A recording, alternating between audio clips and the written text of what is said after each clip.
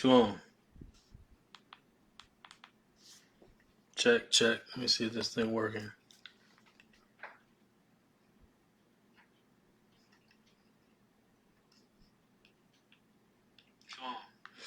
Okay, we're good. So, let me share this thing real quick.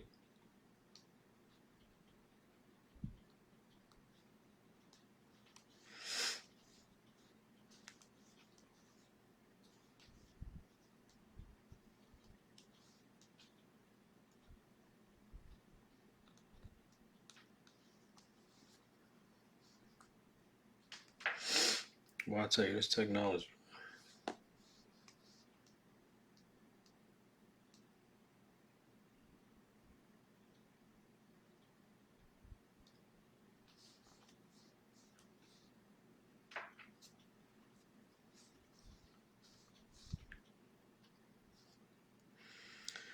All right, there we go.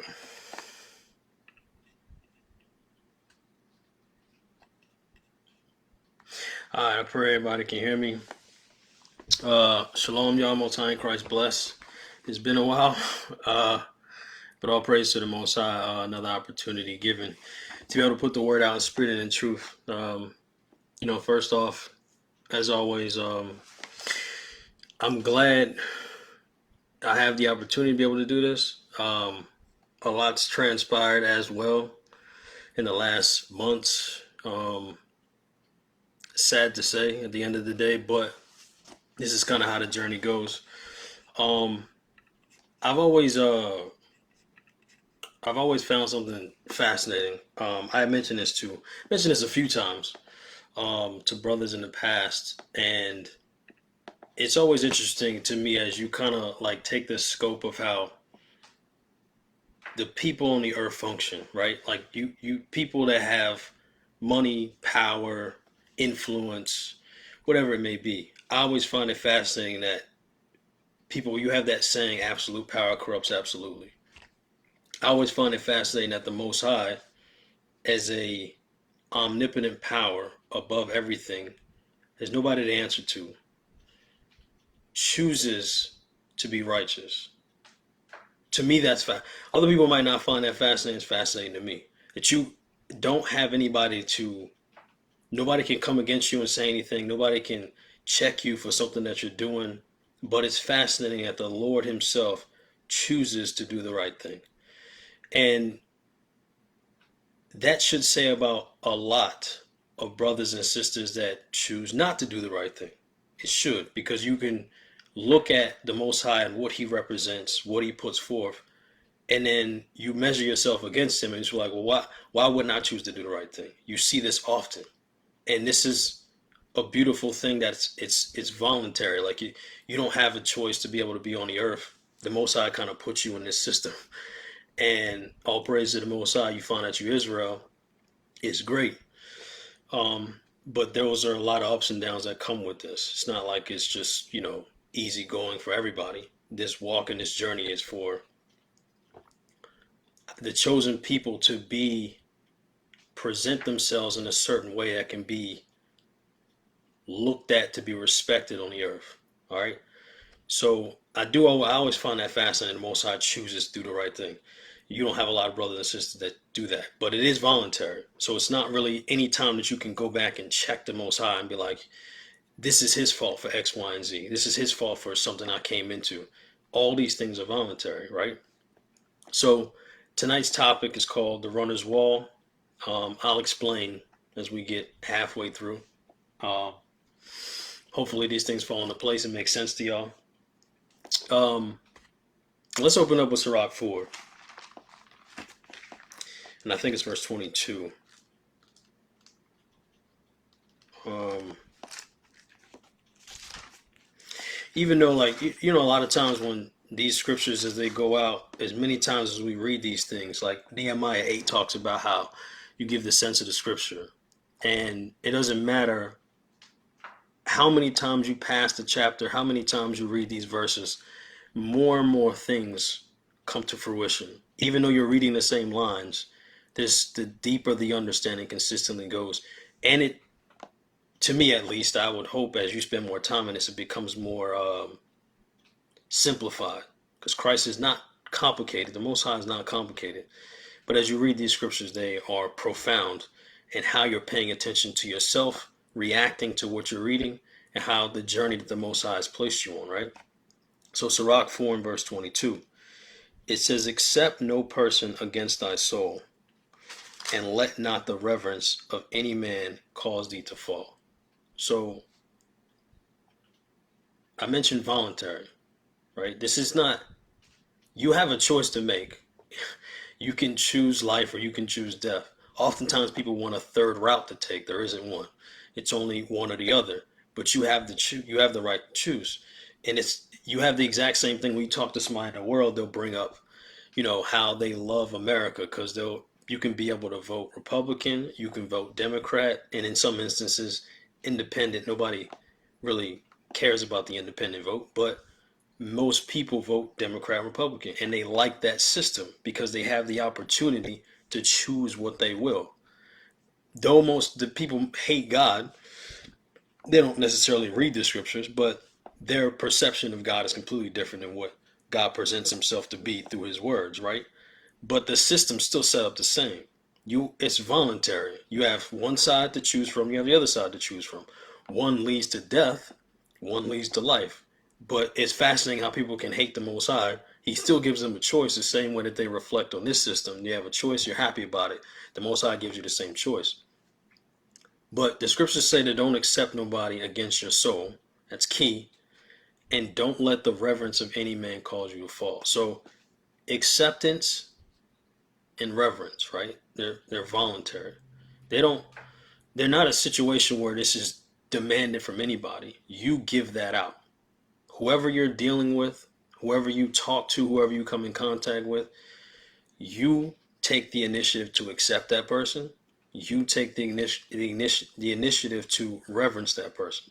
It's all coming from you. It's your decision making, right? And a lot of times, what tends to happen is oftentimes people give that out to a person that's either one of two things. They're not deserving of it from the very get-go, or they do not pull that acceptance or that reverence from the person, even though they might have started out as a person that was supposed to be revered. They don't pull it when the time comes to pull it, right? Like you'll see a lot of people start out one way, you get to be around them long enough, and they start to switch on you. They start to change. They start to deviate from the Most High's words. And oftentimes people have built this comfort level, then they start to translate friendship through the world standards and not using the law to build the friendship. They switch. And a lot of people don't pull that when they need to pull it. And it's sad because eventually it's going to cause a person to get off the beaten path that the Most High has them on. Because at the end of the day, people always do say these sayings about people in your life for a season. You see these things playing out on the highest levels. Because if you're not, you have to pay attention to how the Most High has things moving in your life, in your walk. You're different, right? You're different than everybody else. My walk is not Paul's walk. My walk is not Jeremiah's walk. My walk is not whoever may view this video, right? It's everybody is on a journey, but everybody's path might be different. We're all trying, hopefully, to get to the same place. But the Most High is dealing with everybody differently. So you have to be careful who you give that admiration to and that reverence to, because the scriptures say, don't accept somebody against your soul. That's key, because there's a lot of people that are against your soul. There's a lot of people like that. They don't necessarily care if you make it. Brothers and sisters. I can more so speak on brothers because obviously I spend more time around, brothers. As my time goes in the truth, I'm sure sisters can speak on other sisters they've been around them. A lot of people in the truth are fake. They say one thing, operate one way, they show themselves to be one way for a little bit, and then they wind up switching up. This happens often. Same thing in the world. The difference is when you come into the truth, you would think that you have a level of knowledge and wisdom to be able to escape that carnal mindset, but this is life. It is what it is. There's a shelf life to a certain respect that you show certain people because they're no longer earn it. Even if you're giving it to them, you need to pull it when the time comes. And the climate of today, unfortunately, is acceptance, right? It's like a Schedule One narcotic. Like people are so addicted to the like, the share, the follow, the comment. Everybody's paying attention to that, and that's what they like, the acceptance. So a lot of people, and you know, generally speaking, most of the time it's full blown across the board. Nobody likes to be hated, right? Nobody likes to be the person in the room that everybody else can't stand, or that's the person that you walk into a room and you see people talking about somebody behind their back. But at the end of the day, the scriptures, you have to have a certain mentality when you believe and have beliefs and standards and morals that are typically against the place that you live and the people that you live around. You can't have a mindset and operate like everybody else because majority of the people follow the crowd. Most people are followers. Now we're supposed to be following Christ, but the difference between Christ and everybody else is this path that he set, there's nothing wrong with it. So you can continue to strive down this path until the day you take your last breath. You know that you did the right thing. Other people are fickle. Can't trust man. So these things are key in somebody's walk. Because even the scriptures, like you read in, I think it's in Luke 6, where Christ talks about, woe unto you that all men shall speak well of you. Now, most people like to be the fan favorite, right? Most people like to be, this is what the advent of the internet has done. Social media has made it to where everybody can be the most popular kid in school, right? Like everybody can be the quarterback, everybody can be the starting guard on the basketball team, whatever garners the most popularity. People love that. Instagram, everybody's chasing that. And it's no different than being in the truth. Because a lot of times we're supposed to be above that. But oftentimes when you're the fan favorite, you can at the same time be the enemy of God. You see this happen often. That's why the scriptures tell you don't ever put no person against a person that's going to drag you down by the way that they operate and the way that they act. Don't fall for that stuff. You have to be able to decipher. And you see so many people do this, where they build this friendship up. And then when a person deviates from the Lord and they start to act weird, people won't move. They'll just stay there because it's been a comforting situation. Oh, it's my boy. I'm not going to do, even though you can take a piece of paper and pen and write down the stuff that the person has done in opposition to what the Most High told them how to move. But you see it often. And this is the reason why you'll see things in 2nd Ezra 8 about everybody's not built for the new world. I never, ever come on here, and people that know me, I don't never come on here and portray myself to be perfect. I'm not that type of person. I know I'm not. I have many faults, enough that I can't take too long to name. But that's something I'm aware of. And that's something that a lot of people are not. People don't often pay attention to their weaknesses. But you have to be careful, especially in the truth, because you have certain things like in the world, your father, a mother, a brother or a sister, a cousin, a best friend, whatever, can pull you away because they're close to you and you have placed on them some level of reverence or admiration that should, if it's there at the beginning and they switch, it shouldn't be there forever. No different than somebody that's an elder, uh, a bishop, a minister, a captain, an officer, a soldier, whatever names, titles people want to put on it. And the truth, it's the exact same thing. That person is close to you and has built up this level of esteem in your mind shouldn't be a person that drags you to hell with them. You should be able to understand because you're not in this truth for everybody else to look after them and have a mindset, well, I'm just going to follow what they say. I'm just going to follow what they do. You see this often. And I mean, it's unfortunate. I'm not a person that rag on congregations. I'm not that type of person because um, I don't think it's right because everybody doesn't operate like this. But kind of the low-hanging fruit, because this is where most people congregate. Congregations are supposed to be great, but oftentimes you see these man-worshiping things, people acting out of character and not being able to level themselves out and get themselves aligned with Christ and have the mental fortitude to step up and be like, this thing's going sideways. I'm gonna have to eject. You don't see that often. So don't be so quick to admire somebody, and don't be so slow to pull it away when that needs to be the number one decision you need to make. Because eventually those spirits are gonna hop on you. All right. Bear with me. Let's go to 1 Corinthians 9. Let me check this thing, make sure this thing's running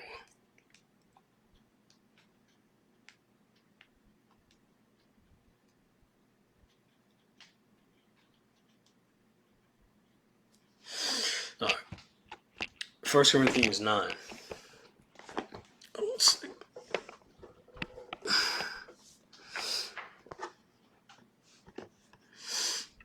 So this thing is looking straight. Okay.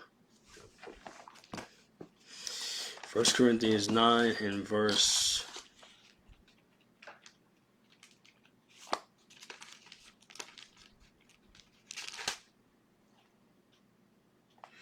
19.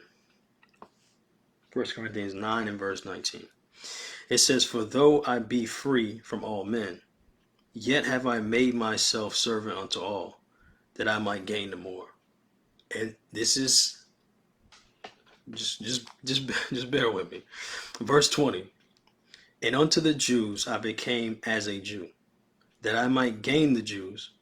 To them that are under the law, as under the law, that I might gain them that are under the law." So simply put, oftentimes we read about Paul's letters and people be all over the place. Simply put, Paul's office, we know, those that don't, his office was supposed to be after the Gentiles, right? Israelites. But you see this with Peter, you see it with Barnabas, whoever it may be. You're obviously, when you're pushing this message, you're going to come across other Israelites, Jews that were raised in the law, right? Don't let somebody confuse you on these different things. This all plays into the class, right?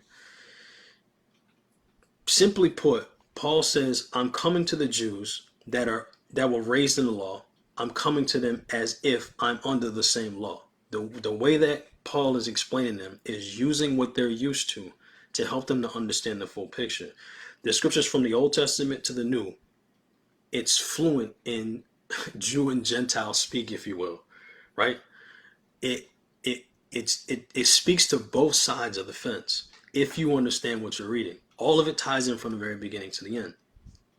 So he approached the Jews like this, as if they're under the law. Verse 21, "To them that are without law, as without law." So Paul comes to those that were not raised in the law as an understanding that they can reach to also help them understand the big picture. But this is key. "To them that are without law, as without law, being not without law to God," not to be fully rebellious, as a person in Christianity might say, we don't have to keep the law anymore. That's ridiculous. "But under the law to Christ, that I might gain them that are without law." Now this takes skill to even understand when you're reading Paul's letters, but it takes skill to be able to do what he was doing. Now, the key part of this is as without law. That's how he approached them. Being not without law to God, but under law to Christ. Keep this in mind. Let's go to Acts real quick. Let's show an example of both, right? Acts 21.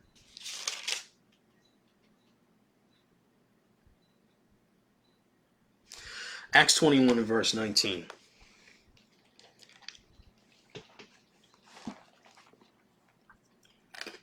Acts 21 verse 18. "And the day following, Paul went in with us unto James, and all the elders were present. And when he had saluted them, he declared particularly what things God had wrought among the Gentiles by his ministry." Like I said, Paul's office was to the Gentiles. And when they heard it, they glorified the Lord and said unto him, Thou seest, brother, how many thousands of Jews there are which believe, and they are all zealous of the law. Verse 21. And they are informed of thee. Now this is what they were hearing, right? This is what they were hearing. They are informed of thee that thou teachest all the Jews which are among the Gentiles to forsake Moses, saying that they ought not to circumcise their children, neither to walk after the customs. Now, if you think in your mind, and this is key because they'll use this part of 1 Corinthians 9 and say things like, well, he didn't come to them with the law. He came to them with the law of Christ, as if Christ and the Most High and what he's been instilling in the prophets from the old is just completely different. What you learned and read from the old is completely different from what Christ told. It's ridiculous. But this is what somebody, because it would completely fragment and break apart the Bible. But this is what somebody would say. They came to them with the law of Christ. Right? Now watch this. Now if Paul were to say, because this is what they're hearing of him, which isn't true, but this is what they're hearing, because Paul's reputation precedes him. So if they're hearing these things, if Paul's teaching not to do any of the customs of the foreparents and Moses and stuff, right? Wouldn't that leave you open to you can steal, a person can kill? Now a person immediately would say, well, no, Christ didn't. Christ taught you couldn't do that. On these two hang all the rest of the law, right? This is what Christ spoke about, right? Now, watch this. This is a procedure or a situation where Paul came to the Jews a certain way, because they're telling Paul what they're hearing of him, which would essentially discourage everybody else. If you're saying that, don't do any laws, don't worry about that. Verse 22, what is it therefore? The multitude must needs come together, for they will hear that thou art come. Do therefore this, that we say to thee, we have 4 men which have a vow on them, which you would find in the Old Testament. Verse 24, them take and purify thyself with them, and be at charges with them, that they may shave their heads, and all may know that those things whereof they were informed concerning thee are nothing. But that thou thyself also walkest accordingly and keepest the law. So this is a situation where you see somebody approaching, okay, I'm coming to the Jews as under the law. Those that are under the law, I'm coming to them this way. This is what they suggested because they're hearing all these different things about Paul. Now the flip side, as touching the Gentiles, those that were without law, not without law to God, but unto law to Christ, which believe, we have written and concluded that they observe no such thing, save only that they keep themselves from things offered to idols, and from blood, and from strangle, and from fornication. Now, if you were to step back and say, okay, they came to Christ, they came to the Gentiles without law, but the law to Christ. Now, anybody would talk about and say, well, hey, Christ spoke about thou shalt not murder, thou shalt not steal, honor your mother and father. People will try to debate and get around the Sabbath. But these are the things that Christ spoke about. Where did Christ speak about food offered to idols? Where did he talk about things with still blood in it? Is strangled. This is how you can, this is the same thing you'll read in Acts 15 where somebody will try to say, well, we follow Christ now. We don't really follow. The old covenant's done away with. Well, of course it is. But there's a level of understanding and context to the old covenant as well. You don't eradicate everything, just like they're using here. Why would he come to the Gentiles and say this? You find this in Levitical law. Why would he just come to them and just take this away and be like, well, don't worry about that. Christ didn't speak about this, but yet and still they're instilling in them something that Christ didn't speak about. Because these people at the time know these different things. They know not to get rid of these things because you have a law that the other nations will be able to eat something that died of itself. But the Israelites can't, so why would they tell them this? Even more so when you start to go down these, which we're going to go back to 1 Corinthians, but when you go down, you'll see even Paul coming to them in this Nazirite vow. You'll see them coming to them and operating that way under that law But up until you'll see you don't see a sacrifice given. Even you'll see people coming in. I think it was men of verse men of Asia, verse 27. When the 7 days were almost ended, the Jews which were of Asia, when they saw him in the temple, they stirred up the people and they laid hands on him. So even before the conclusion of that time, that duration had happened, the Jews different from Asia came and got Paul. So even, you don't see no sacrifice being taken now, because Paul understood as well when Christ died. He understood this level of that portion of the old covenant was done away with. But why would somebody say this and be like, "Well, don't worry about this. Don't worry about that. That doesn't make any sense." They're still instilling in them the laws that our foreparents had, right? Now, understanding Jews and Gentiles, this goes back to Paul. This takes balance, right? Let's go back to 1 Corinthians 9.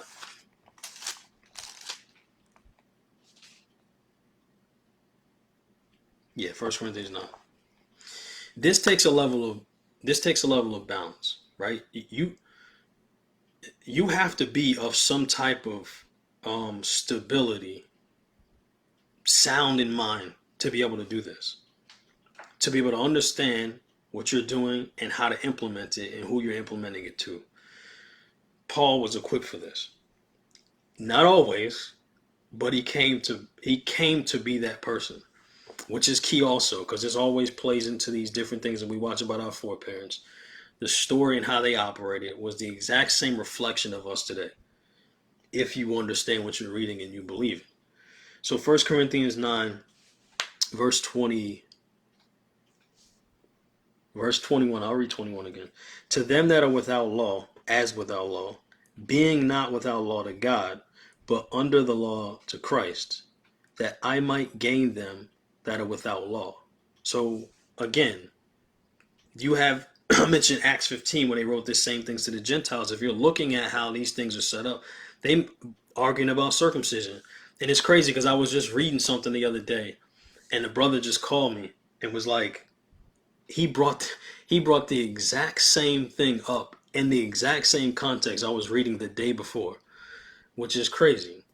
But we know how the spiritual things work, right?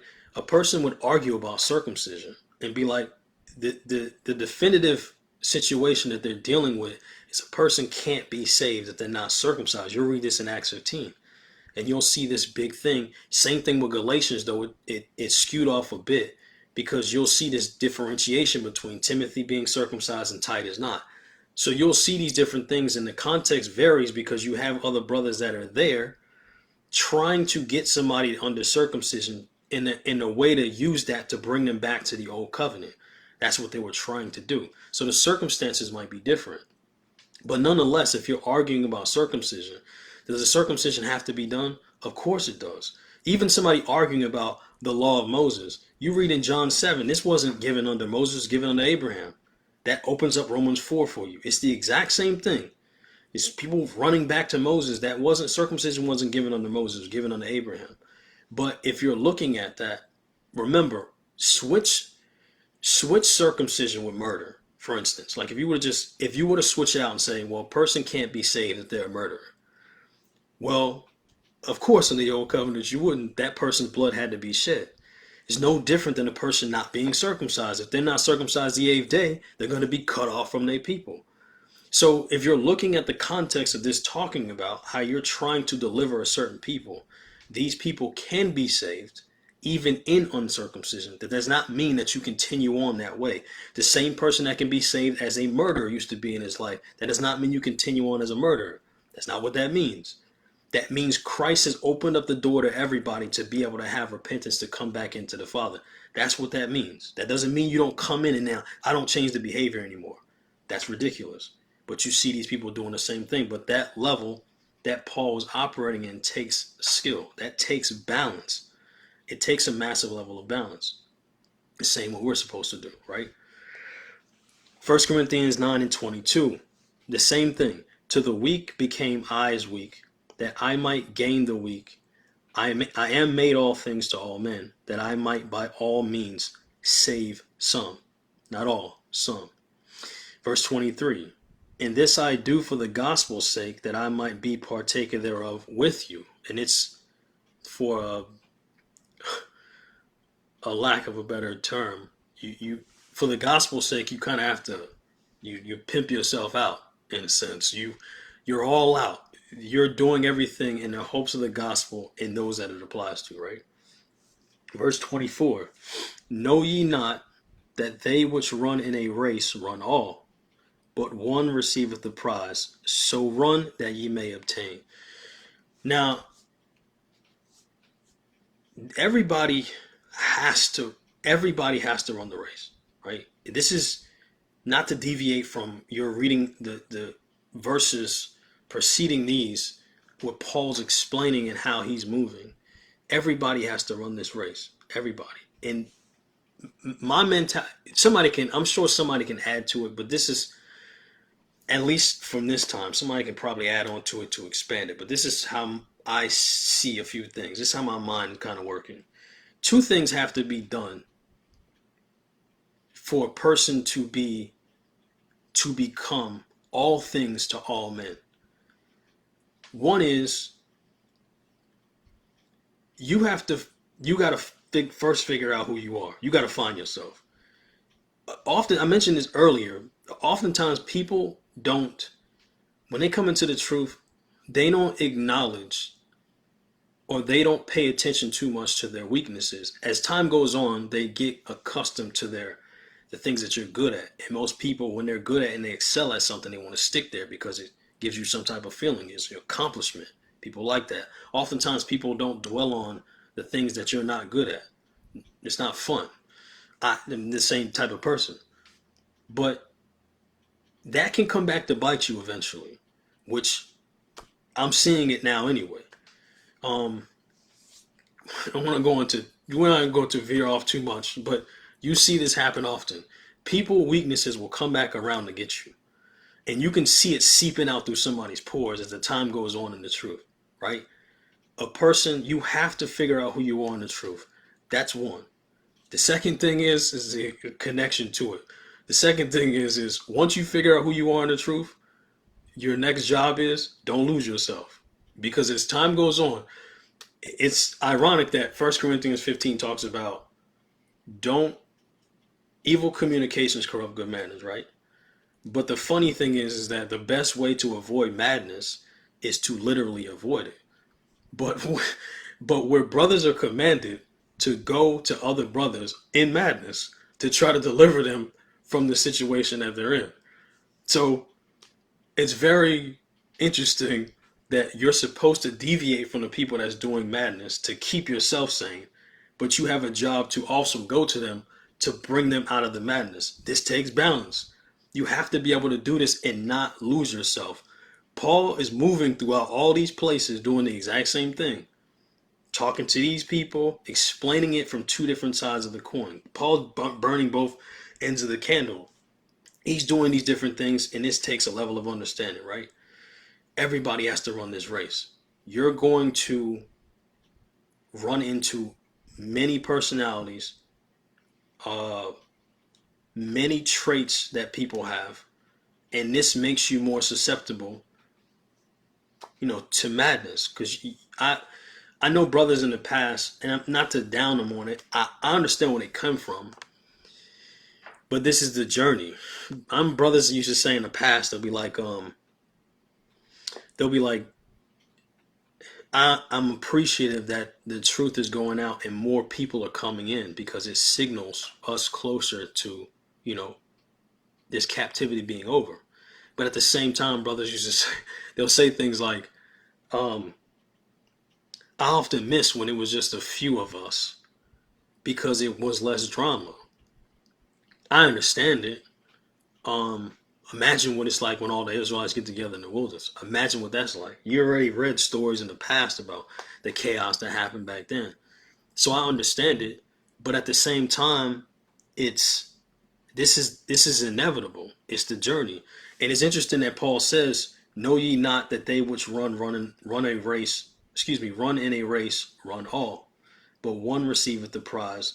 So run that you may obtain." And this is why I said when I opened up about this God being voluntary, God decides himself to be righteous. Anybody else that has that level of power, they're going to do what they want to do. They're gonna steal.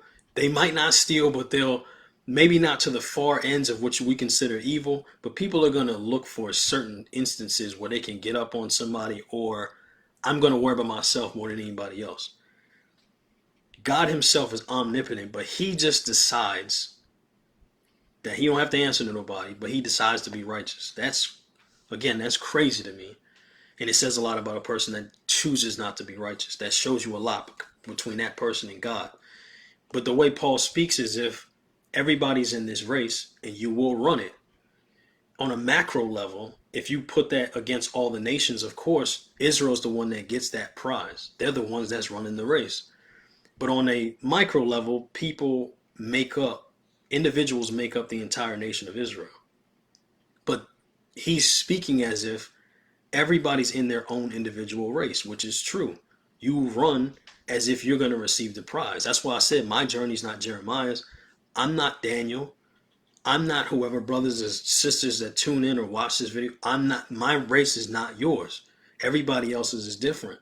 But you better run it as if there's only one prize at the end. And it is, because it's you against you. There's nobody besides you. There's nobody, none of that stuff. It's you voluntarily figuring out what you want to do. And the Most High allows you to see these different things, and that's what you have to find out who you are, right? It's weird because as the more people you get around, the more susceptible you come to taking on somebody else's traits. And this is that dichotomy that you have when you're dealing with multiple people, especially at the end of the day when you find a brother that you got to learn from. Like, that's not to say that a man can teach you more than the spirit can. I'm not saying that. But oftentimes when you get around, everybody's journey is fairly the same. You have another man teach you. And you have to be careful not to take on that mentality and take on that spirit, because you see that, especially if you go off, you see this all the time with a lot of people. You look at the elder, and then you look at the people. Same thing with Sirach 10. The judges, the people, they're the exact same. You see these carrying on these same characteristics to their detriment. But this is voluntary. You don't have to give that man reverence. You can withdraw that reverence or that acceptance once you see that brother or sister going off, right? You spent. I seen this show the other day where I don't know if it's called the NICU or the nursery, or where they have the children, the newborns. All of them fill up this room, and it's crazy. The guy was saying on the show, he was like, one of these kids are gonna grow up to be homeless. One of them are gonna grow up to be a drug dealer. One of them can be a serial killer on our hands. And you see this often, but everybody starts the same way. You start off from this journey from the very beginning, and you work your way up to the point where the Lord enlightens you. Whenever that time might be, then your journey or your race starts. Your race has started before then, but there's a different level of accountability once you understand how life really works and what the Creator expects from you. It's different then. You can move how you moved in ignorance back then. The Lord said, I winked at that. Now you got to repent. But you spent a lot of time in the flesh from newborn up until whenever the Most High decided to hit you on the head and make you realize different things. But that level of flesh, you understand that flesh very well. And it's ingrained in you for a very long time. And it's hard to get away from. That's kind of the person you're chasing.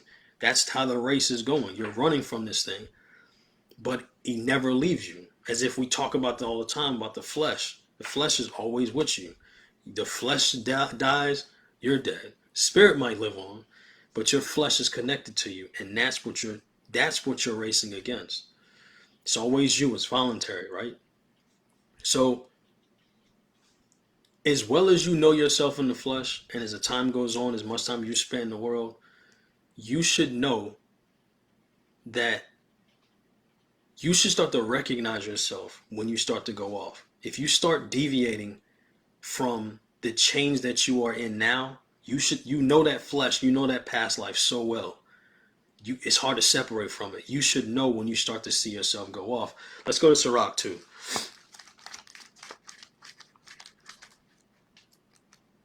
Just like when you read in like I think it's the end of Wisdom of Solomon 7, when he talks about knowing where the Spirit comes from is a blessing in itself. Just knowing that in itself. is a blessing. I think it might be the end of 8, Wisdom of Solomon 8. Knowing that in itself, where it comes from, is a blessing. Knowing when you're going off is a blessing as well. Everybody don't see it. You don't.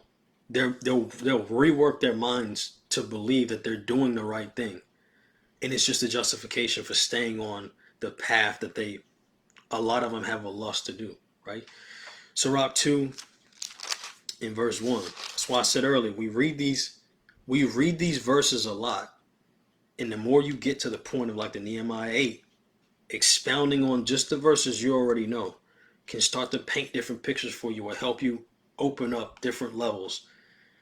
And I don't want to get psychology on you, but the way human beings operate, the way that they see things, the way that they react to different things is very telling if you watch people's behavior. Sirach 2 in verse 1. My son, if thou come to serve the Lord, prepare thy soul for temptation. Set thy heart aright and constantly endure, and make not haste in the time of trouble. Now, aright, right? Set your heart aright, just properly. When you come and deal with the Lord, set your mind in a proper state it needs to be. Because if it's not settled, if it's not founded on the ground it needs to be founded on, it ain't that much time before things are going to start eroding from there. Especially if you surround yourself with the worst, best people you can be around. The worst because they're the worst people, but the best scenario for you to go off, you see that often. A person at the top is wicked, and instead of the people surrounding him, helping him, yo, you're going off, they start enabling that behavior. And he becomes worse and worse, and the people below him become worse and worse. You see it all the freaking time. All the time. The levels of man worship bordering on a line of funny business with the amount of love that brothers care for the people that are in complete madness is ridiculous. But the birds will flock together at the end of the day. This is for a person that's coming to serve the Lord in spirit and in truth. Set your mind aright, okay? Inevitably, you know instinctually, when a person comes to serve the Lord, if you truly come to serve the Most High, a person is going to change. I'm not saying everybody changes at the same rate.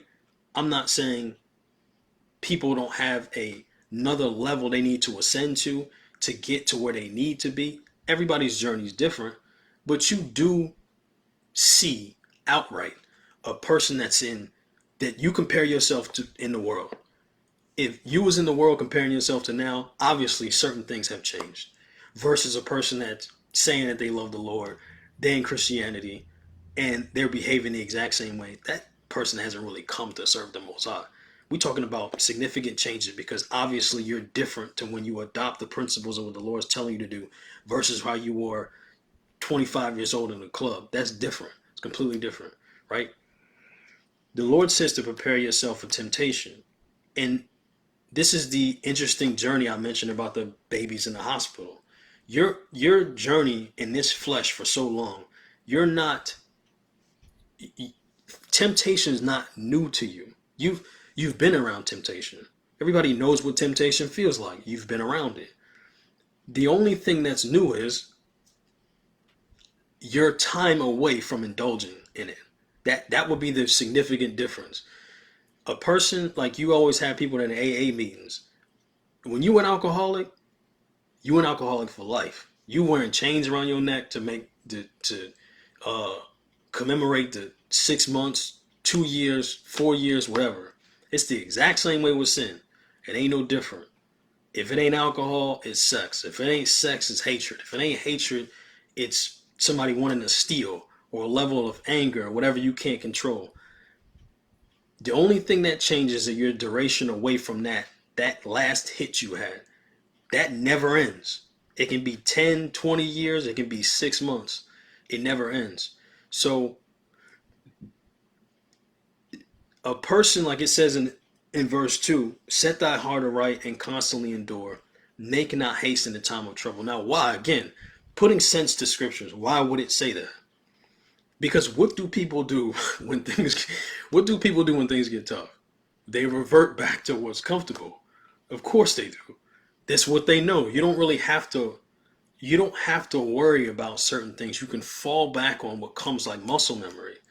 It's like people, anything that you've been doing for a long time, it might be a struggle at the beginning, but once you get used to it, you can fall right back into it, and not pay attention.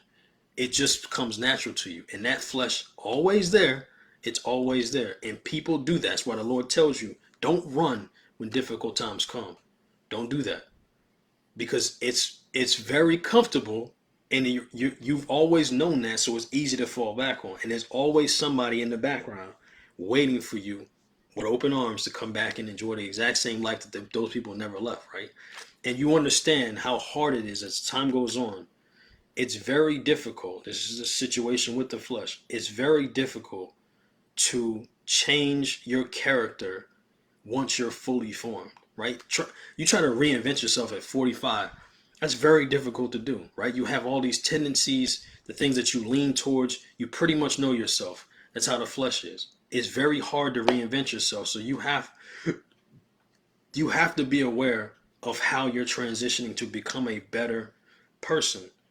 And interestingly enough, the more you stay focused on transitioning to a new and better person, the only way that you measure yourself is you always have to remember your past life. You always have to remember where you used to be.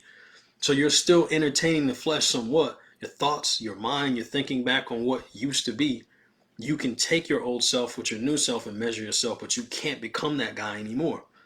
You can't. And it's, again, these are the reasons why you have to, when you come into the truth, you have to be aware of what your weaknesses are. You have to be able to be key to pick these things up.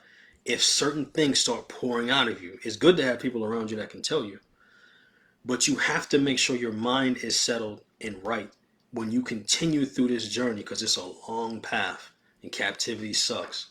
It's a long journey, but the more and more days that go, the more and more likely it is you can revert back to the same thing, right? You can choose a new path and only be on a new path for 8 days. That's it.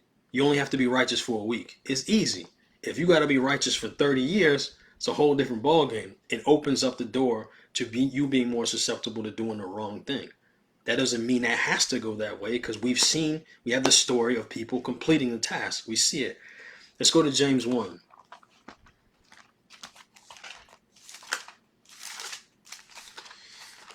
James chapter 1.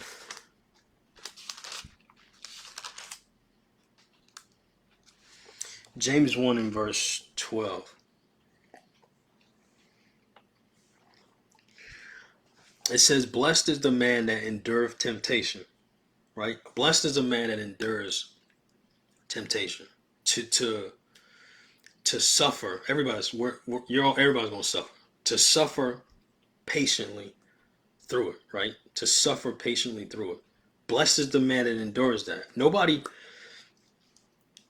wants to go back and relive a root canal, right? Nobody wants to go back and sit in the moments, the 45 minutes or an hour, however long it took for them to cut your gums apart and pull your wisdom teeth out. Nobody wants to go back and sit through that. Nobody wants to sit through that. But you learn a lot about a person that is placed in uncomfortable situations. This is how life works. You see this often. A person might lose confidence in themselves. They might lose confidence of somebody around them. And then you start to see their real metal show through. But you can't ever go back and revert back to that person. You have to understand this is life. Hold that real quick. Let's go to Ecclesiastes 7.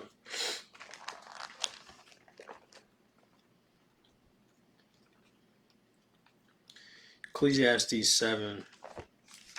One of my favorite verses. 7 in verse... Ecclesiastes 7 and 14. It says, in the day of prosperity, be joyful. But in the day of adversity, consider. God also hath set the one over against the other, to the end that man should find nothing after him. This is life, folks. This is the journey. You have joy, prosperity. You have conflict and affliction. At the end of the journey, God's sitting there on both sides of it.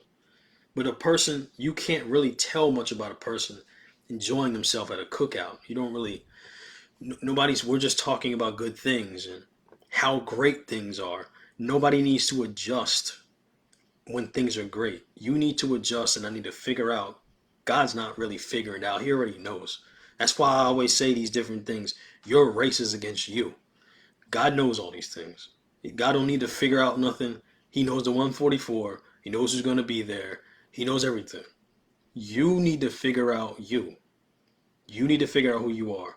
When you do that, do not lose yourself. Don't matter how many people you surround yourself with, like Paul, Jews, Gentiles, the personalities, whatever it may be. Once you find yourself, don't lose yourself. All right? I don't care what new people you come in contact with.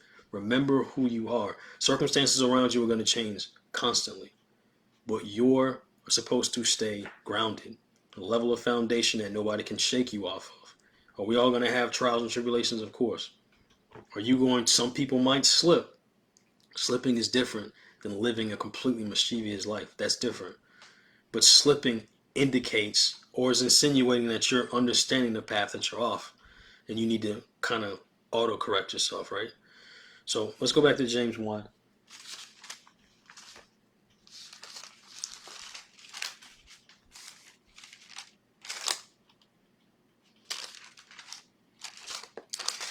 James 1 and verse 12. Blessed is the man that endureth temptation, for when he is tried, he shall receive the crown of life, which the Lord hath promised to them that love him. All right, you made it through this. Congratulations. This is the end all be all of life. You've endured the temptation. The crown has been received. You've beat the game of life, right? It's over at that point. Not yet, but it's over. We're still enduring it now. Verse 13. Let no man say when he is tempted, I am tempted of God. For God cannot be tempted with evil, neither tempteth he any man. But every man is tempted when he is drawn away of his own lust and enticed. Then, when lust has conceived, it bringeth forth sin, and sin, when it is finished, it bringeth forth death. Do not err, my beloved brethren. Again, scriptures we've read for a very long time, and people are familiar with them to the point where you can recite them in your head without reading it, right? But diving deeper into the scriptures that you already know, but to put more context to them, okay? Like, think about this. If God, up above this chapter in verse 5, the Lord says, if you lack wisdom, ask it and I'll give it to you, right? Think about this. If the Most High is sitting back and will give you wisdom, will give you understanding, will calm your spirit down, will put you around the right people to where you have enough to make it and grant you salvation. If the Lord's doing that, and also at the same time, the Lord's not tempting you with evil, what does that mean for every one of us? If the Lord's not the one doing it, what does that mean? That means the temptation's only coming from you. You're the one drawing yourself away. Only you. You can't turn and blame it. Nobody can blame it on the Lord. It's impossible. The Lord's not a man that he should lie. He don't operate like that. It's impossible for the Lord to lie. So if the Lord's not pulling you away, think about this. If you have, put this in today's standards with the truth and the times that we're in now, and I'm not talking about the world. I'm talking about solely focused on Israelites and the truth. If a brother or sister has the mind and the drive of having wisdom, understanding the Most High, knowing that they can find themselves out through the Most High, they have a healthy fear of God, they're searching, they're sincere in heart. What reason can you come up with in your mind that the Lord would pull understanding from that person so they can't comprehend scriptures anymore to the point where they're going off and doing wicked stuff? The Most High, there's no reason you can ever come up with with a person that's sincere and moving in honesty, the Most High is going to pull their wisdom. That doesn't make any sense. So if a person is deviating and doing wicked stuff and living a wicked life, and they know what they're supposed to be doing, what does that mean? That means that person is getting involved in something, pulling themselves away, having different things seep out from them that is not righteous at all. The Lord would not look at a brother or sister and being like, that brother in Nevada is keeping the Sabbath, is wearing fringes, is doing X, Y, and Z to be righteous. And the Lord sits back and he's just like, I'm going to just pull his understanding from him. I'm going to strip him of all his knowledge and I'm going to let him go into madness. The Lord wouldn't do that. What does that say about people that's heading down that path? That speaks, it has to speak volumes to you, because the Most High is not, again, the Lord chose, his decision was to live and have his people live righteously. His decision wasn't to be the guy or the kid with the magnifying glass burning ants up. The Most High didn't operate like that. So if he's giving you understanding and asking you, if you want it, I'll give it to you liberally. What does that mean for a person that is not living that life and is deviating from what is expected of him? Thus saith the Lord. That speaks volumes. It has to speak volumes. The Most High wouldn't just pull that. Let's go to Sirach 21.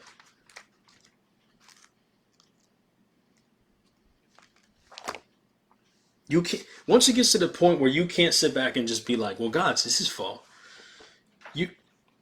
You can't, and this is what's funny about like all individuals in general. Israel, Edom, whatever, any nation under the sun. Human beings, it's always fascinating how humans find themselves to be this level of wisdom. Like every generation, they think that they've discovered something and they're just so intelligent. And it's so funny how you watch and you talk to people and you realize how simple people are. As many buildings they build, and you got theoretical physicists and scientists and mathematicians and all these other things where people think they know everything. Is a person, everybody follows the same archetype. Like any man, woman, you're without God, you're in quicksand. It doesn't matter. We're all in the same position. You can continue to feel like you're moving fast and running because I'm going to get out of here. I'm going to discover something new. I'm going to show my level of excellence or my intelligence, and everybody's going to see it. The world over is going to see it, and I'm going to be world renowned. Versus the person that's just sitting in his basement, smoking crack, whatever you want to do. All of them wind up in the same place. All humans believe the exact same thing until you start to put on the Most High's understanding. This level of wisdom excels human nature to get you to be a level of creation that other people can't get to without tapping into the Most High. You can't get past it. Everybody's doing the same thing. Everybody thinks they're so unique and I'm smart and I'm doing this. No, you're not. Until you get to the point where you're keeping commandments, then you start to understand, okay, there's a level of intelligence above the way everybody else operates. I don't care if you're financially successful. I don't care if you're the finest girl on the planet. I don't care if you 6'4", Jack, you play with I don't care nothing about, none of that stuff matters at the end of the day. You're the exact same as everybody else until you start keeping commandments. Then you start separating yourself. Sirach 21, verse 6. He that hateth to be reproved is in the way of sinners, but he that feareth the Lord will repent from his heart. A person that hates to be corrected is in the way of sinners. You know that way is death. That's the way. A person that fears the Lord, he's going to repent from his heart. That even in itself showing you that righteous people slip. This is the same thing in 2 Corinthians 7. A godly sorrow is different than a worldly sorrow, right? You look at the Most High and you understand like how David is as wicked as an act that David committed. You read Psalms and you start to understand the level of pressure that was weighing on him in his mind because of what he's done. That's the same way you should have that mindset of the Lord's looking for that type of heart. A lot of people can slip. A lot of people can go off. You would hope that a person that has that fear of them would understand, okay, these things happen. It's not great. It's not an excuse. These things happen. Let me not do it again. Now, watch this. Verse 7. An eloquent man is known far and near, but a man of understanding knoweth when he slippeth. Now, obviously, slippeth, you saying that you slip, again, is insinuating that you were on a right path. There is a right path. For you to say you slipped, there was a right path, or you understand that there's one. Now, interestingly enough, an eloquent man, right, is known far and near, which when I read the verse, to me, an eloquent man, we're comparing it to a person that understands when he slips, which to me means, or is indicating that an eloquent man, he might be known far and near, but he don't know himself at the end of the day. Just like a person that can teach a lot of people don't teach himself. Everybody, this is true. This is true from almost everybody across the board. Not necessarily people in the truth, but across the board, people in the world. Oftentimes, you ask somebody, "What are the ills of the world? What's the problems of it? Where are the weak points? Where's the correction needed? Where are the people that's bringing down society?" Most people can tell you outright. They can give you these indicators and show you, this is wrong. This is evil. I don't like that people do this. People are taking advantage of people here, right? You see this a lot. Oftentimes people can recite these things. But oftentimes people rarely see themselves as a contributing factor to the madness. They rarely see it. They rarely say, you know what? This X, Y, and Z is wrong, and I'm part of the problem. Rarely ever anybody ever says that. Like, right? You take like a Malcolm X or a Martin Luther King. You could take a King Solomon. Take a look at Umar Johnson, right? Like take Umar Johnson today, eloquent man, a person that's known far and near. He devoted his life. He's a great orator. He can speak. His diction is perfect, right? He's comedic. People like him. His life's goal and his passion, I'll accept when I see him. When I see him, I'll give him the benefit of the doubt that he really does care about his people. I feel like I can see that. I could be wrong, but I feel like I can see that. But take him for example. He's known far and near, right? And he has dedicated his life to bring all Pan-Africanists, all African melanated people together, right? His sole goal is to help. He's built schools. He put his money in. He's done all these different things to build his nation back together. If you ask him what's wrong with the world, he can tell you. Education, the white man, situations where our people don't look at themselves as better than, drugs, alcohol, whatever. But he ultimately sees himself as a bright spot in a world full of darkness, right? He sees himself as a helper. Interestingly enough, he's a part of the problem. And this is so ironic because the idea that you're going to bring all melanated people together is complete madness. This stuff never worked in history. This is why I said when you talk to people, everybody thinks that the modern times, everybody's escaped what the previous generations have done. Like right now, for somehow, some way, this is going to be 2023. This is going to be the time where we elevate above hatred, and black and white people are going to get together, and Indian people and Chinese people, we're all going to get along. Meanwhile, people still pushing that message. Meanwhile, we're on the cusp of World War III. Countries are taking sides against each other, but people still believe this. In this time, this is different. Why can't we just move past hatred? Because that's just not a reality. It's not how God set things up. It's not a reality. So even Umar Johnson himself would think that he is helping. He's convicted. He really believes that he's helping when he himself is a big cog in the machine holding things up, right? He's working, kicking, he's working against his own machine and his own ideologies. And the only way to get black people to come together is to first remove Umar Johnson. We have to first pull him out. He can't be a person that's helping because he's working backwards. You hustling backwards. It's the same thing as like the take the LGBTQ for instance, right?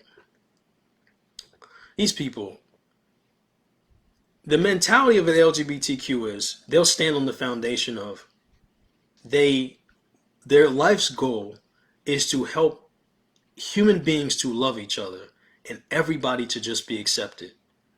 That's the goal for LGBTQ.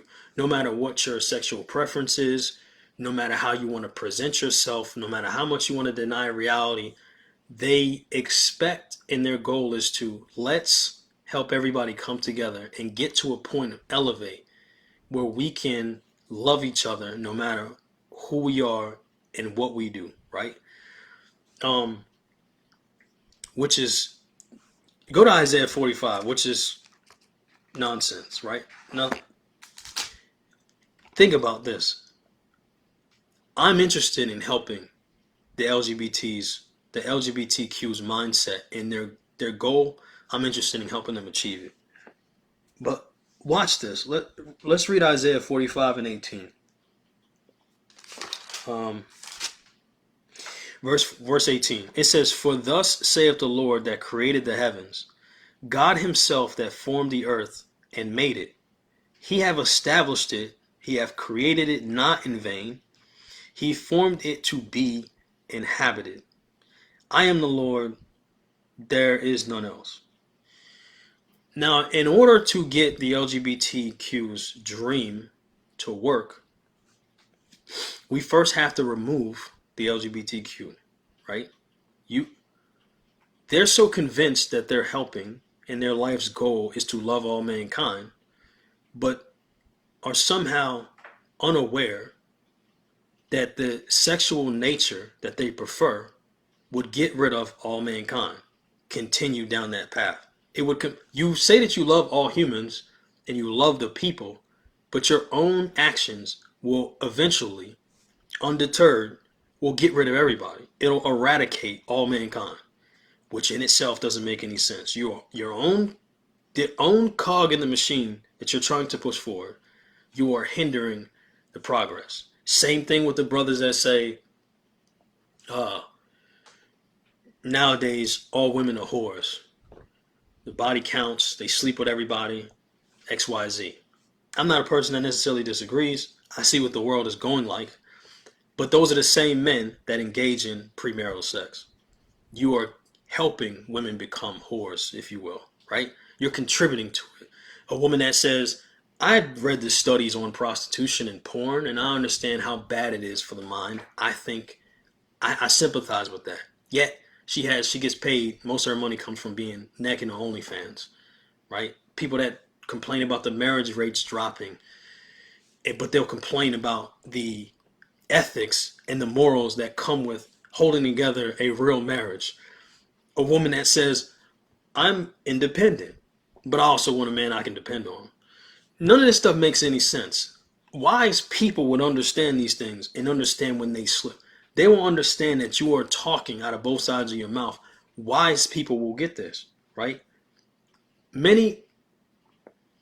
It's rare that you see a person that can identify when they're in the midst of pride, when they're in the midst of respect of persons, when they're in the midst of vainglory. You rarely see a person get in this position and then self-identify and being like, let me autocorrect.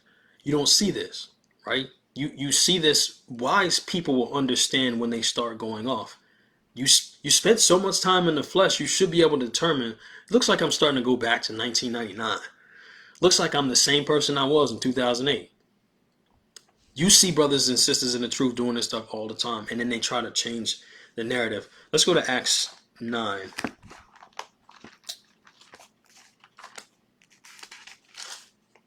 Acts 9. You'll see people start to, the way that they live life, they'll take a hold of reality and then try to rework it to fit the frame of what would allow them to continue in the madness behavior that they're operating in. They don't want to acknowledge it. But there's always been little breadcrumbs that you see of people deviating and going back to certain behaviors. You've seen little flickers of it along the way. And I hate to say it's just the truth at the end. I mean, everybody has, like, again, you spend so much time in the world. There's certain things that it's hard to break away from. But there's difference in a person having certain behaviors and certain cues of things they shouldn't be doing and feeling bad about it versus somebody that's just, it kind of is what it is, right? Acts 9 in verse 1. It says, "And Saul, yet breathing out threatenings and slaughter against disciples of the Lord, went unto the high priest." That in itself, the first verse should show you enough. Saul, or Paul, he's for the Lord, but going against the disciples of the Lord. Doesn't make any sense. Verse 2, "And desired of him letters to Damascus to the synagogues, that if he found any of this way, whether they were men or women, he might bring them bound unto Jerusalem. And as he journeyed, he came near Damascus, and suddenly there shined round about him a light from heaven. And he fell to the earth, and heard a voice saying unto him, Saul, Saul, why persecutest thou me? And he said, Who art thou, Lord? And the Lord said, I am Jesus whom thou persecutest. It is hard for thee to kick against the pricks. And he, trembling and astonished, said, Lord, what wilt thou have me to do? And the Lord said unto him, Arise, go into the city, and it shall be told thee what thou must do. And the men which journeyed with him stood speechless, hearing a voice, but seeing no man. Now you see the flip side of this in Acts 22 of,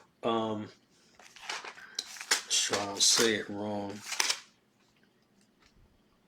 Acts 22 and 9, they that were with me saw indeed the light, and were afraid, but they heard not the voice of him that spake to me. Paul, which you get to this point where, like, topic of the class, right? Runner's wall. You get to this, like a typical marathon is like 26 miles, right? I looked up. And they have this thing called the runner's wall where typically people get to the 20th mile. I don't know if that's over. I'm not good at percentages.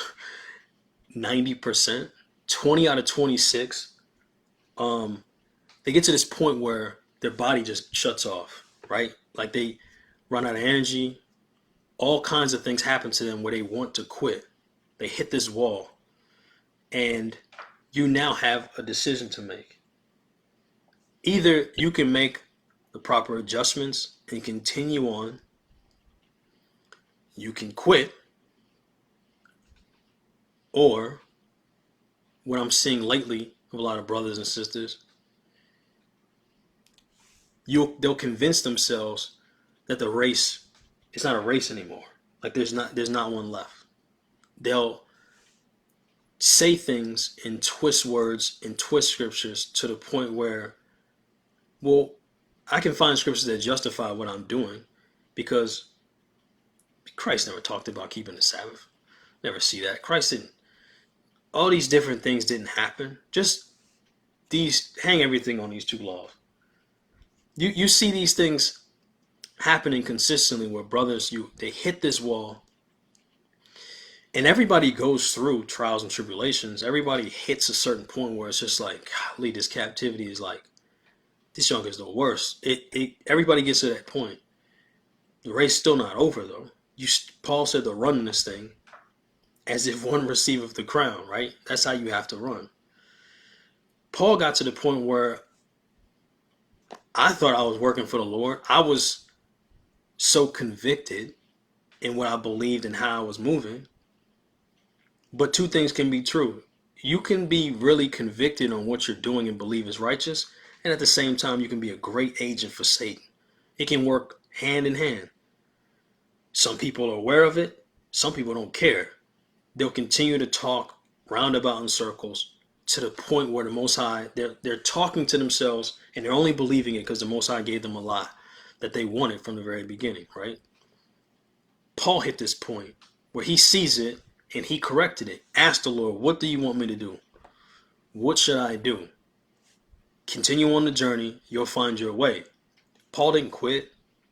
Paul didn't get to the point where it's just like, I'm not, no. I'm going to continue to do this. And it's somebody, some people will be like, well, if I had a, if I had a breakthrough with the Lord like that, I would change too. Well, the Pharisees dealt with him face to face. They ain't changed. A lot of them ain't changed. So it's not true at all. But you'll see this thing where some seen a light, some heard a voice, some just seen, some heard a voice, didn't see no man. That message was for Paul. It's the same thing like all of us. We don't, someday it's going to click for whoever it may be. The world gets different when you start to understand the purpose of it and your purpose in it. But you reach that point where that message is for you as well. Okay? And then it takes time, it takes patience, it takes diligence to stay on it. But we've all got to that point where it's just like, this is too much. But the Most High is never going to put you through something that you can't handle. And you see this happening often.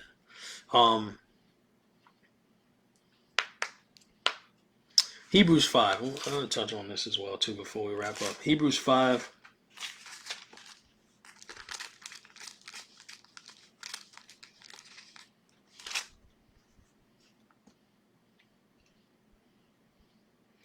Hebrews 5 and verse 12.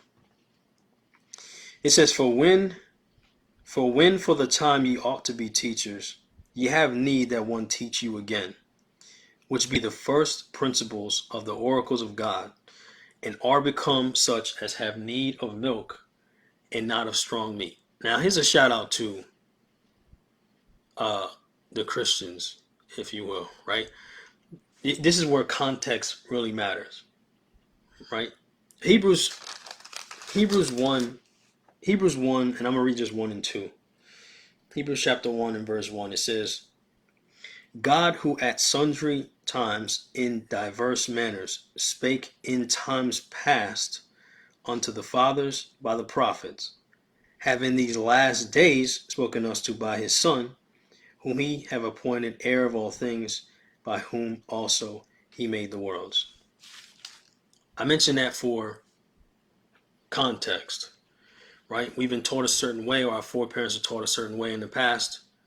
He sent his Son to carry on and fulfill the picture to get us to understand it.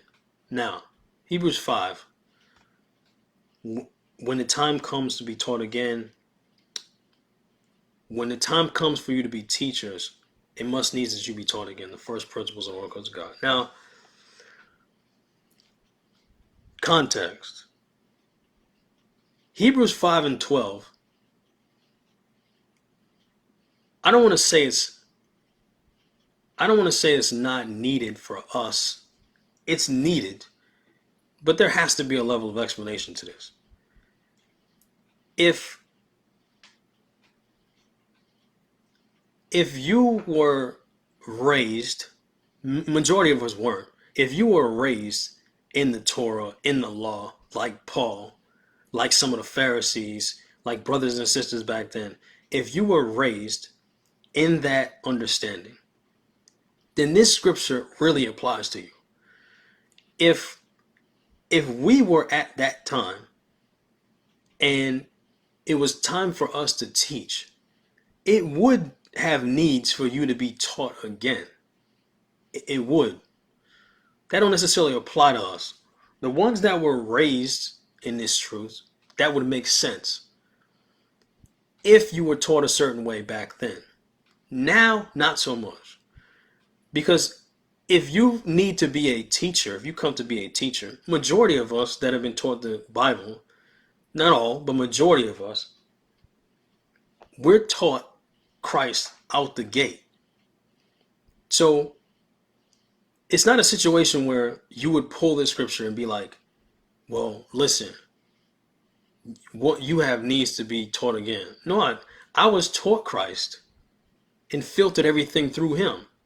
I don't need to be taught. Who else am I learning from? Who else do I need to learn from? You can't just pull this verse and just use this willy-nilly and be like, well, listen, where we are, we weren't really taught Christ. Some of it may be true. Some of it may be true.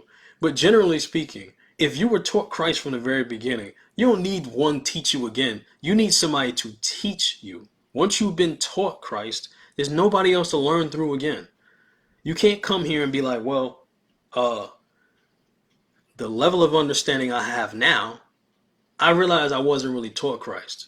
And now my understanding in Christ is that the laws are done away with. That's my understanding. That's ridiculous.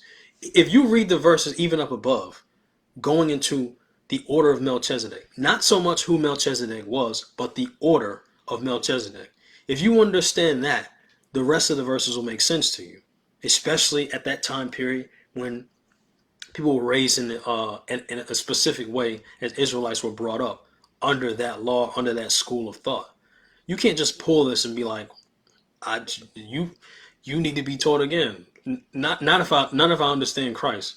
I don't need to be taught again. Doesn't make any sense. You saying this, you being taught Christ from the very beginning, and then saying this later on, and your explanation or your show of learning, being taught again to really learn Christ, is to now not keep commandments. You, people are trying to get people killed. These people are on suicide missions. They're trying to take people with them. It doesn't make any sense because none of this would chalk up to believe, well, Christ, the explanation and the full understanding of Christ is to now deviate from the commandments that we've been taught. It doesn't make any sense. You have to be careful of who you're surrounding yourself with and what people are saying. People have no problem, like the misery loves company. People have no problem bringing you down with them if they're surrounded by a certain amount of people and they feel like, you know what, we don't really have to do that. You don't really have to do this. And imagine if you said, how many times, off the top of my head, I can't remember. I could be wrong. But off the top of my head, I remember Christ talking about mixed marriages. Imagine if you just start walking your way back to the Old Testament and be like, you know what, toss the old covenant out. I'm like, all right, well, what do we keep? Thou shalt not kill. Honor thy mother and father. Love thy brother as thyself. That's the Lord taught. So be like, okay, well, who do I marry? Am I cool to marry anybody? Am I cool to eat whatever I want? Am I cool to be an Israelite that shaves his head bald, his beard bald, no fringes, no Sabbath, no feast days? Am I cool to do that? Because if I paint a picture of a person that's in the world and a person that's in the truth, they look identical. What's the determining factor of who believes and who doesn't? Just somebody that just shouts out, I believe in Christ. That's it. A person just, all them laws that Israel was taught to be righteous, to be separate, all them things is out the window now. Stuff is insane. Micah chapter 7. I'm about to wrap up. Micah chapter 7.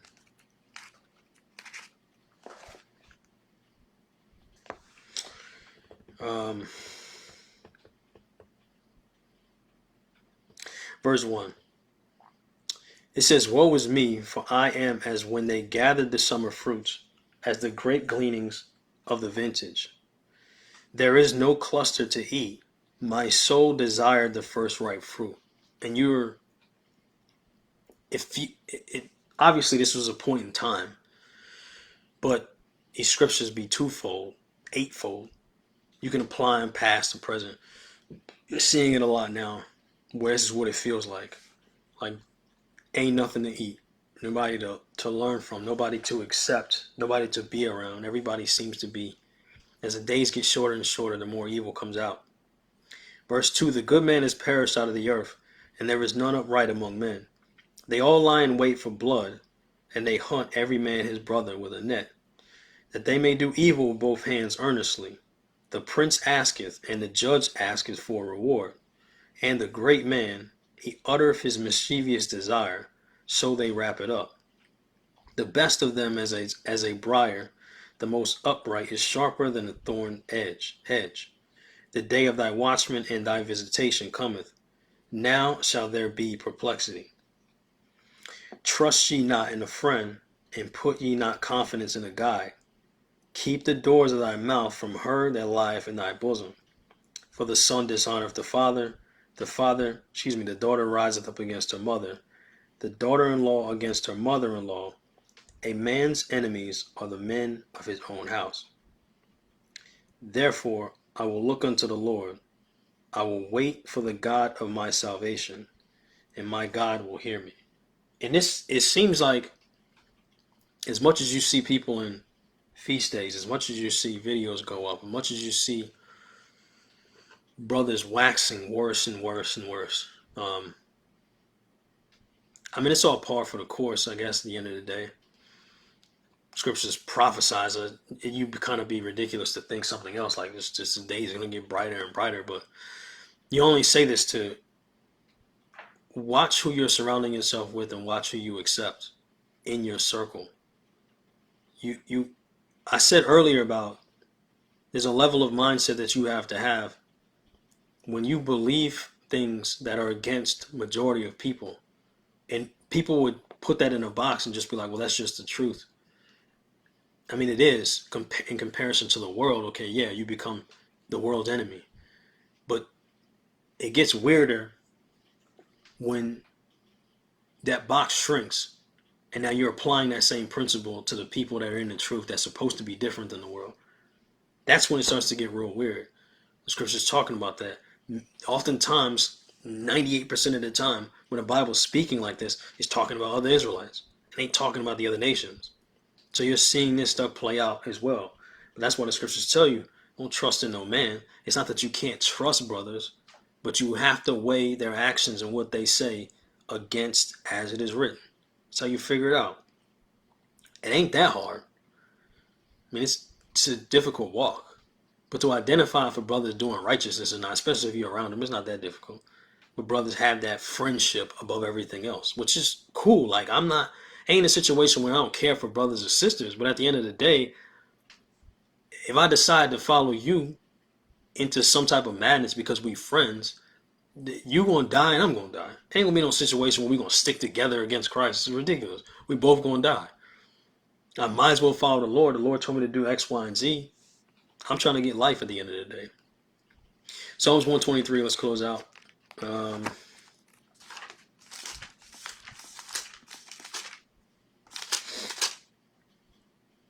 Psalms 123 and verse 1. It says, unto thee lift I up my eyes, O thou that dwellest in the heavens. Behold, as the eyes of servants look unto the hand of their masters, and as the eyes of a maiden unto the hand of her mistress, so our eyes wait upon the Lord our God, until that he have mercy upon us. Have mercy upon us, O Lord, have mercy upon us, for we are exceedingly filled with contempt. Our soul is exceedingly filled with the scorning of those that are at ease, and with the contempt of the proud. And you'll see that like in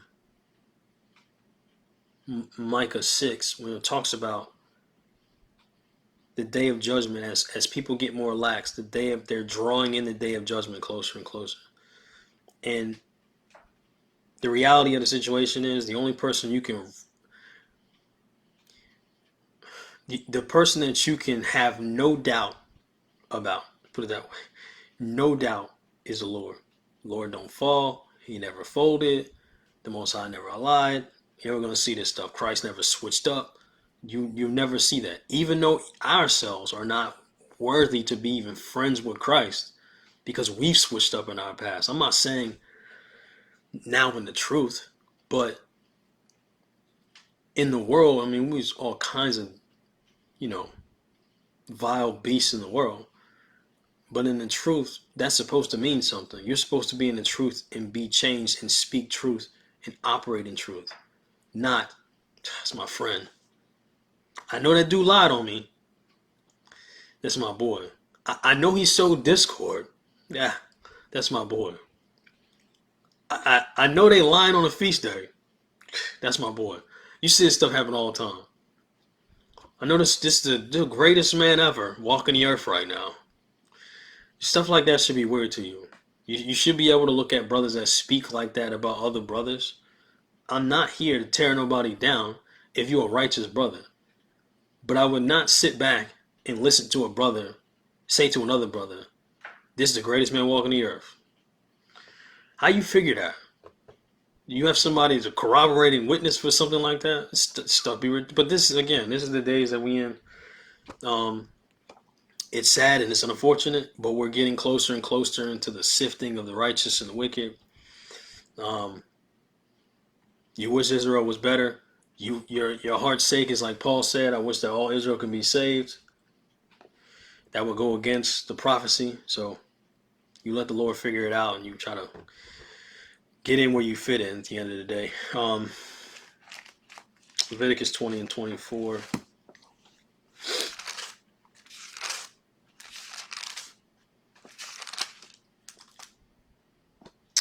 Leviticus 20:24 says, but I have said unto you, ye shall inherit their land, and I will give it unto you to possess it, a land that floweth with milk and honey. I am the Lord your God, which have separated you from other people. No way to say it any better. You're separated because you're different. You're separated because you're supposed to be the standard of righteousness. You're not separated for friendship to be beholden to somebody else's emotions or something else. At all costs, put righteousness first. Put the Lord first. The Lord will figure out the rest. You just make sure that your sacrifice is without blemish when the time comes. Or you can put your what somebody might call friendship above somebody else at the end of the day. So, all praise to the Most High. Glad to be back at it. I'm gonna be the Lord's will to put my initiative forward to not be so lax putting classes out, because I know it's, if it ain't helping y'all, it's helping me. It always is. So, Lord's will.